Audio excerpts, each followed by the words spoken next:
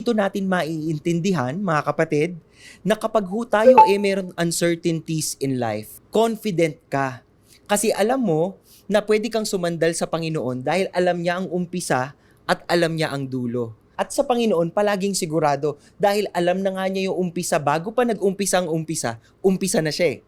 At bago pa matapos ang lahat, siya rin yung tatapos. Patungong walang hanggan.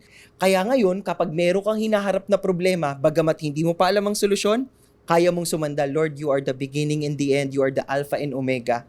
Yung impurity, yung kasalanan, talagang hindi pwede yan dun sa poder ng Panginoon.